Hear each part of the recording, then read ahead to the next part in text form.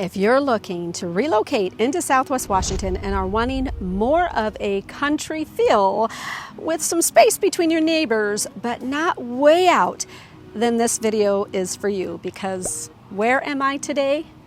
I actually have you out at an area that we will be looking at, actually several areas today, known as Brush Prairie, Hockinson, and a sprinkle of Meadow Glade.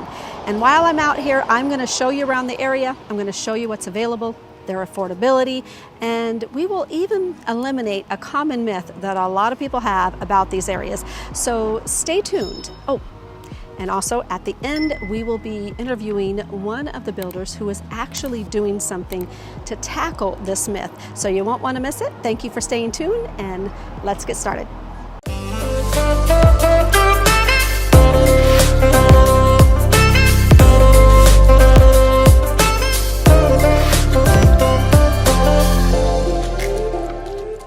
I'm so sorry, I forgot to give a formal welcome to anybody who is new to my channel. Thank you for joining me. I am a local realtor here in Southwest Washington, helping people make the smooth move to Vancouver, Washington. So whether you're looking to buy next year or next week, please reach out. I'm here to help you navigate the areas, learn about the areas, learn about different things that you should know about if you were to make the move here in Southwest Washington. So I would love to help you. I'd love the honor of working with you like I do with so many others who are relocating into Vancouver, Washington. So feel free to call, text, or email me because my information is below. So let's get started, and I'm going to take you and show you just a few little gems. Let's go.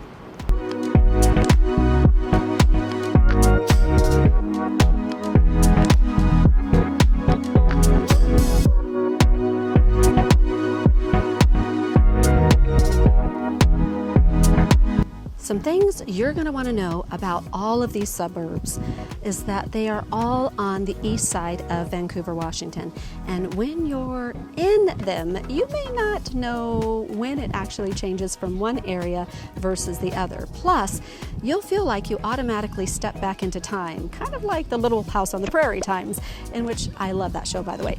But right now, for instance, if you're not seeing beautiful hay fields, you're going to be seeing fields like this. I am at Majestic Blueberry Farms, which is a blueberry farm that is over 15 acres that provides a you pick option for you, which is what I absolutely love, because I don't know about you, but when I buy blueberries at the store, I open them up and sometimes there's a bunch of moldy ones in there, and that is so frustrating. And there's nothing better than freshly picked and organic blueberries. So this is just one of the many fields that you're going to find out in Hockinson, and there's a lot more actually in Hockinson than what you will find in Brush Prairie. This field is definitely one that you'll want to come and visit. It's beautiful.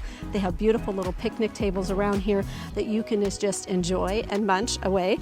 But this is just one of the beautiful things that you're going to find over here in these suburbs. So let's go out and take a look at some of the other things that you may see.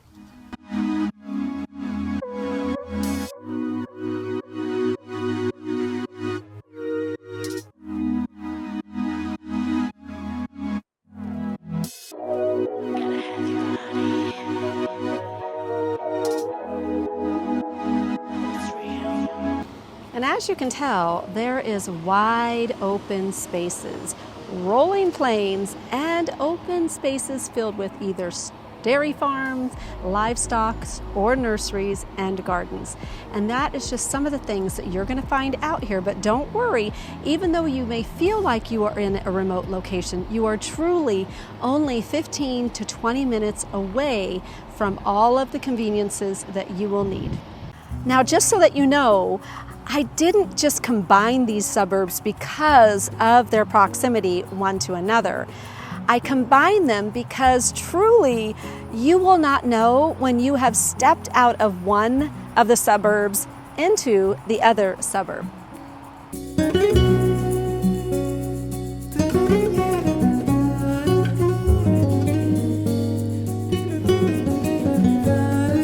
With all of these wide open spaces, it's no wonder that all three of these suburbs have a combined population of 11,593 people, which is pretty small.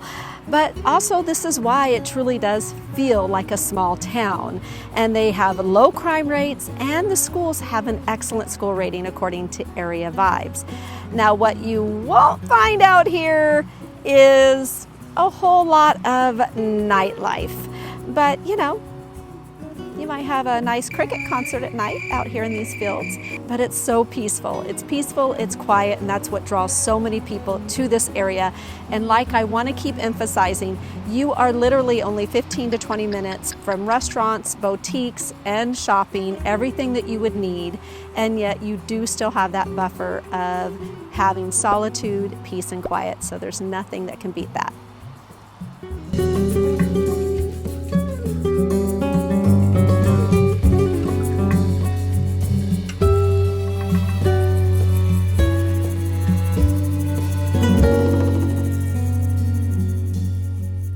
How can you identify homes in these areas? Because it can be a little tricky if you're looking at Google Maps. Google Maps actually makes it look more like a jigsaw puzzle, which makes it really hard to identify each suburb's borders. Now our MLS, however, has made it a lot easier in that they have combined all three of these suburbs into one numbered area. And the borders that they created for that is 72nd Street on the west side, 199th on the north side, and 83rd on the south side, and 242nd on the east side. So when your realtor creates your unique property search, all they have to do is put in one number code for all three of these areas, and voila, you will be taken care of.